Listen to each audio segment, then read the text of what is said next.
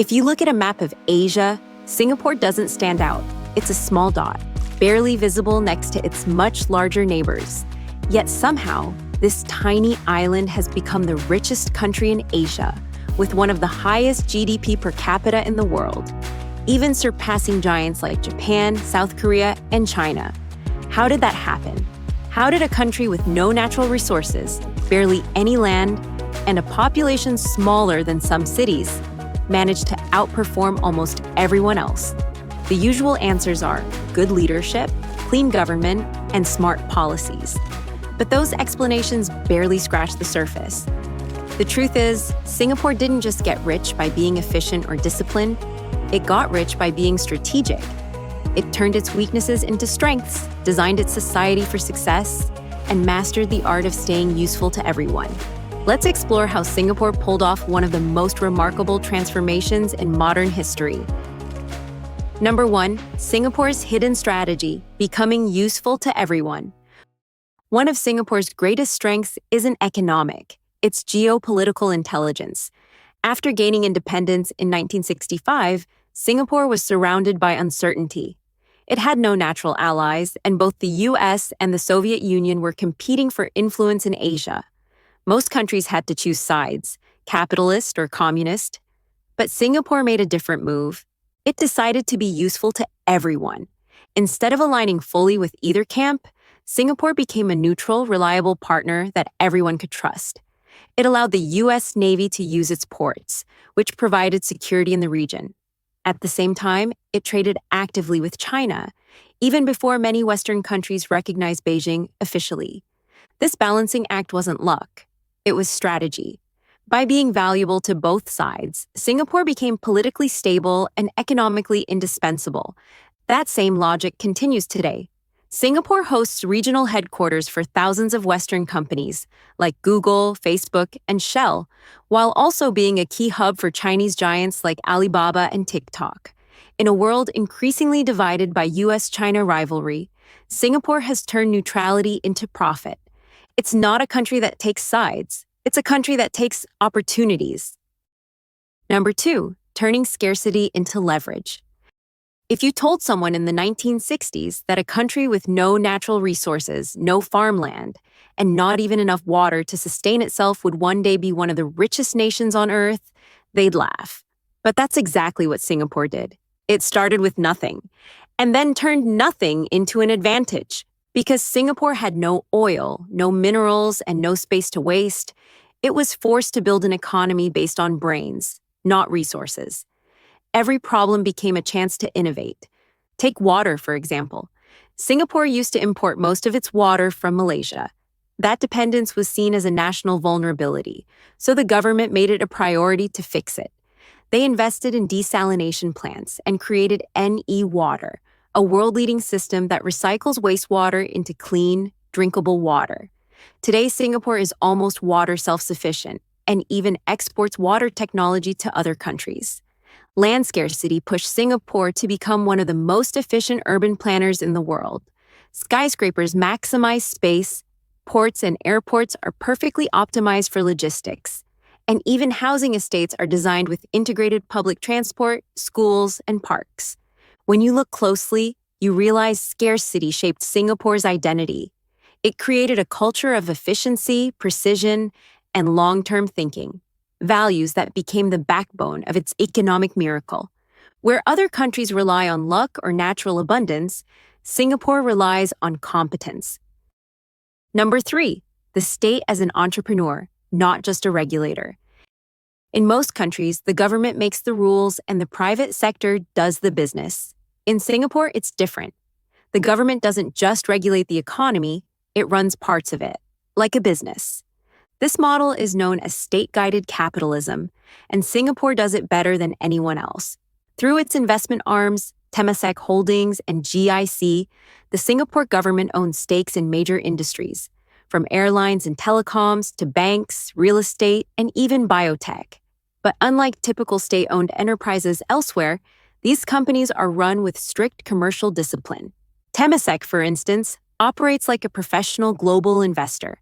It holds shares in Singapore Airlines, DBS Bank, Singtel, and international giants like Alibaba and BlackRock. Together with GIC, Singapore's sovereign wealth funds manage more than 800 billion US dollars in assets, money reinvested around the world to secure the country's long-term prosperity. This is what makes Singapore unique. Its government acts more like a CEO than a referee. It doesn't just set the playing field, it plays on it, invests in it, and profits from it. This model creates an interesting balance: the efficiency of capitalism, combined with the discipline of state planning. It's not pure free market, and it's not socialism either. It's a hybrid, one that works remarkably well for a small, resource-scarce nation. Number 4, engineering society: how Singapore designed its citizens. Singapore's success didn't just come from good economics. It came from social engineering. When you think of social engineering, it might sound controlling, but in Singapore's case, it was deliberate, strategic, and, in many ways, effective. After independence, the country faced challenges that could easily tear it apart: racial divisions, poverty, and rapid urbanization. Instead of letting social problems evolve naturally, the government decided to design society from the ground up. The Housing Development Board, HDB, didn't just build homes, it built a social structure. It ensured that each housing block included a mix of races and incomes, preventing ethnic segregation. This design created everyday interaction between communities, promoting unity and national identity. Education was engineered too. The system was built around meritocracy and bilingualism, teaching English as a unifying language while preserving native tongues. This helped Singaporeans connect globally without losing cultural roots. Even seemingly small policies, like fines for littering or bans on chewing gum, serve a larger purpose. They create a culture of order, discipline, and accountability. These traits, while sometimes mocked, have built a society that's clean, efficient, and reliable, a perfect environment for business and investment. In other words, Singapore didn't just build roads and skyscrapers, it built a mentality. And finally, number 5, the invisible exports that make Singapore rich. Here's the most fascinating part: Singapore doesn't get rich from selling oil, gas, or cars. Its real exports are invisible. Singapore sells trust. It sells systems, rules, and stability. Think about it. Global companies keep their regional funds in Singaporean banks not because of cheap labor or low taxes, but because they trust the system. Contracts are enforced, corruption is nearly non-existent, and politics are stable. It also sells services: shipping, aviation, finance, data, and arbitration. Singapore's port is one of the busiest in the world, yet most of the goods passing through aren't even made there. They're just passing through. And Singapore takes a small profit from each transaction. The same goes for digital trade. Singapore is now becoming a data center hub for Asia, hosting servers for companies like Amazon, Google, and Microsoft. Its strong regulations and reliable energy supply make it a digital fortress in a region full of uncertainty. Even its military and diplomacy have economic value. Singapore provides training facilities for foreign forces, mediates international disputes, and often acts as the neutral ground for global summits. From US and North Korea talks to ASEAN meetings, all of this generates income without producing a single tangible export. In short, Singapore monetized intangibles, things that can't be copied easily: trust, order, and competence. That's the secret to why a small island with no natural resources is richer per person than most of Asia's giants. Singapore's story isn't just about economic growth, it's about strategic design. The country didn't stumble into wealth. It planned for it, engineered it, and executed it with precision.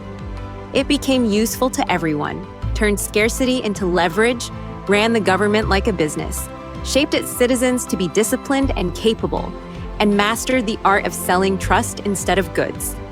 While many nations debate ideology, capitalism, or socialism, east or west, Singapore quietly built its own system, one that blends the best of both worlds. And today, that system has made it not just the richest country in Asia, but one of the most admired models of success in the modern world.